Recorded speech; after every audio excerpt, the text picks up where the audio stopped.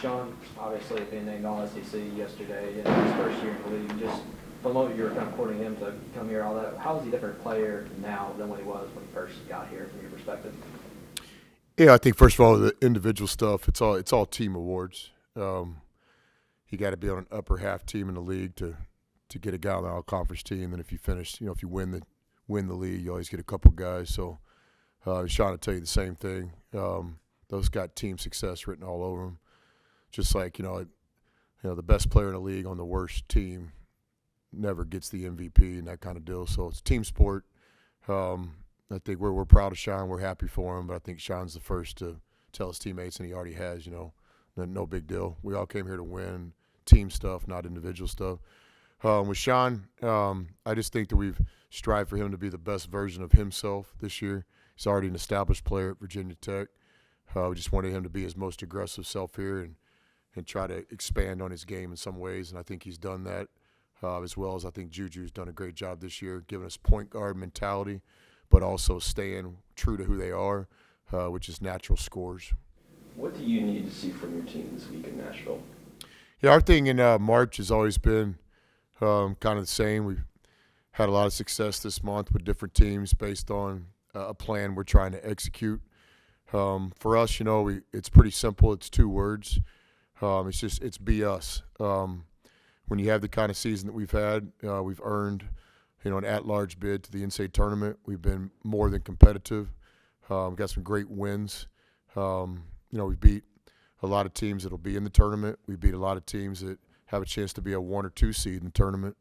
And so back to just kind of reminding the guys as March begins, postseason March begins, let's don't forget what got us here. Be us.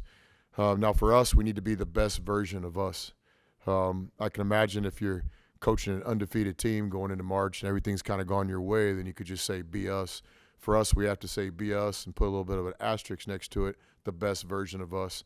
The team that early on competed with Houston and Illinois, the team early on that beat BYU and competed with Purdue, beat Colorado State, beat Louisville, that team. The team in the SEC that has road wins, including at Alabama, the team that has quality home wins at Tennessee at home. So just reminding the guys, this is what got us here. This is who we are. This is our identity. So in postseason play, you just simply want to be us. What you don't want to do is have guys try to do things they haven't tried all year, or have the team play in a different way than we have all year. So to me, it's always been that simple to describe, but challenging to get done. But I believe if we bring our best game, Ole Miss's best game on offense and defense that we've seen throughout the season, then we'll have a chance to be really competitive this month. Just being with this team all year, do you feel like you've got a good locker room that will kind of keep that edge this week and not kind of let, like you said, knowing you're playing this week, filter in and maybe complacency sit in?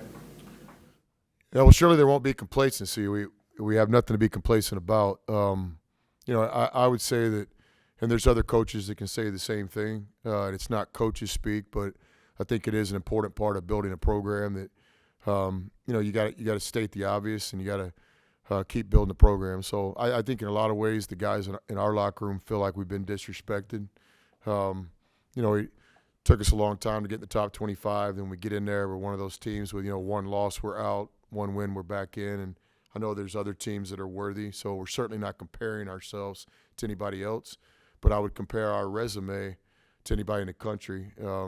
Not sure in a week where you beat Tennessee, who's a projected 1 seed, maybe 2 seed in the tournament, you beat them at home, and then you lose on the road to Florida, a number 1 seed by everybody's talk, regardless of what happens the rest of the season, and then you just fall so far down in the poll. So it's things like this that we're just showing our team. We're not certainly focused on a poll, but we're absolutely focused on getting some respect.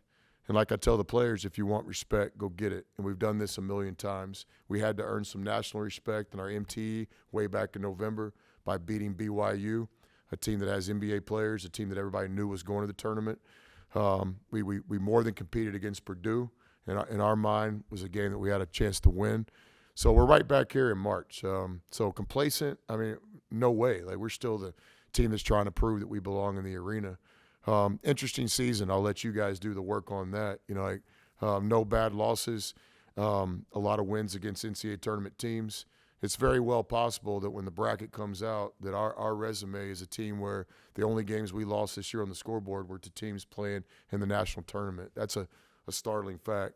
Did we get the wins we needed to earn a great seed? I believe so, both on the road and at home.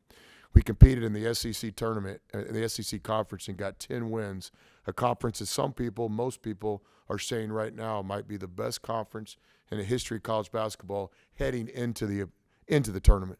Now, ultimately, that will be depending on what happens with teams in March. So, again, not coaching speak, not getting on my box, but simply stating the fact that, yes, we have a motivated locker room. We have a lot of guys that still have a chip on our shoulder.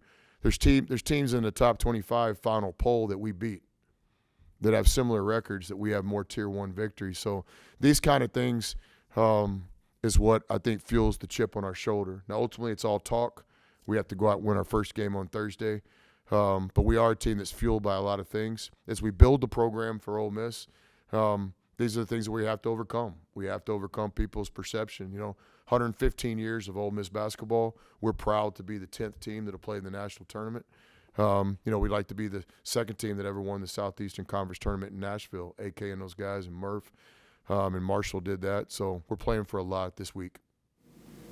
Chris, obviously the competition over the last 2 weeks has kind of spoken for itself, with the top 5 teams and whatnot. And in 2 of those games, you mentioned specifically, quote, non-existent defense in those games. And, just you as the staff, were you able to identify kind of the specific shortcomings kind of within that? And in what way were you able to address that over the past couple days? Yes, we have. I think team defense, it starts with the individual pieces. Each player that's out there, all 5 players have to do their job. We have to really play to our strengths. We have to improve our weaknesses. And then when you add the team aspect of it, there's 5 guys out here, so now we got to play together. You might get driven off the bounce. I'm going to be there to help you. You might need some help on that rebound. You've got him one-on-one. Let me help this guy. So it's like the individual piece of defense, everybody doing their job, and then 5 guys playing together, connected. It all starts with effort, attitude, and body language. Some of our defensive mistakes, like every team in the country, is just effort. We talk about transition defense. If we're not willing to run from A to B as fast as you can possibly run, then there's not much to talk about tactic-wise. The rebounding game, same thing. If you're not willing to go hit your man, there's not much we can talk about tactic-wise. So yes, we've been a good defense all year long. We've been nationally ranked defensively most of the season. We've been more competitive kind of in the categories in the SEC, so it's an improved defense over year 1, but now it has to show up in March, and it has to be the best version for us to have a defense that can, make a run here this month. You get that by, what's your approach? You take in that game tomorrow, or you just kind of be with your staff and kind of focus on your own play? Yeah, a little bit of both. I think we play the winner of the 12 o'clock game tomorrow. So, yeah, the rules allow us to live scout this time of year, which is cool. Back in my small college, junior college, and NCAA Division II days, live scouting was a big part of what we did. Obviously, they have rules against us now, but now that we're in tournament play, we'll be able to have some staff members watch that game in person. What are you really picking up this time of year? Not much. Most coaches will make a couple of adjustments for postseason play, so hopefully we'll be able to see those things with our own eyes. With our team, it's just kind of putting the week together with one extra day.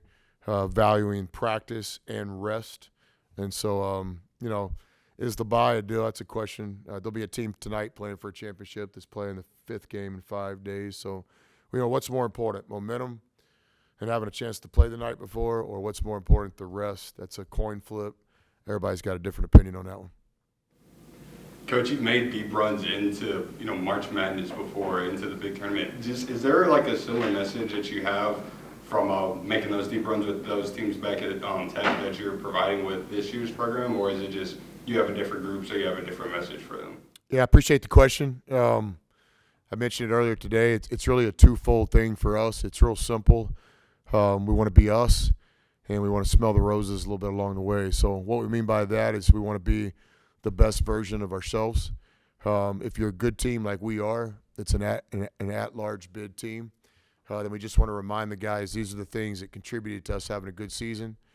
These are the things that we're going to have to do to have a good season in March. So it's just be us on both sides of the ball, be us with our culture, our preparation, our process. I think people make a mistake when you try to make changes and you act different than you've acted all year. Now, obviously, if you're a low seed coming in and you're a team that hasn't had a good season, then the whole BS wouldn't be it. And fortunately, I've never been on that side of the coin. So for us, it's like we're coming off a good season. We got to be us, the best version. The second thing we describe it is smell the roses. We want to have fun right now. I mean, guys make a lot of sacrifices to play in meaningful games in March. You know, not much of a summer break, no Christmas break, no spring break, full-time student academic responsibilities, full-time student athlete responsibilities. So when you get here, you know, you got to enjoy it a little bit. I think you make a mistake if you just go into total, you know, business lockdown. Is this a business trip to Nashville? Yes, of course. But on the time outside of the business, we want to enjoy it, whether it's the team dinner or the bus ride, or the victory celebration or the film session. You know, we want to enjoy these things. So we tell our guys along the way, we want to play as long as we can in Nashville. We want to play as long as we can in the national tournament. And so our terminology is kind of smell the roses along the way. Just urging our seniors to understand that this is their last moments in college basketball. We hope this thing extends all the way to April, but just kind of smelling the roses along the way. We've worked so hard to get here. We all understand the importance and the desire to play our best games, but you know, you got to have some fun along the way too. So that's always been our model for March. Be us and smell the roses. How beneficial is it to have an older team this time of year? You know, I think there's a relationship in college basketball. I've said it before, between experience and winning. Ultimately, when the ball goes up Thursday, none of that really matters. Any advantage or disadvantage we had is all up to preparation to the game. When the game starts, it doesn't matter what the stat sheet says in the regular season. It doesn't matter what the age on somebody's birth certificate says. Now it's going to be about the team that plays best in that 40 minutes. But we hope that experience could be a factor. We've got some guys that have played in the NCAA tournament. Barnes, Juju, and Sean have all played in the NCAA tournament. We have some guys that have played in the SEC tournament. So, yeah, we tap back on that. Some of the guys that haven't played in these meaningful games in March, we try to help them the best we can by explaining it to them the best we can, you know, what this stage is going to be like. All right, thanks, guys. Thanks.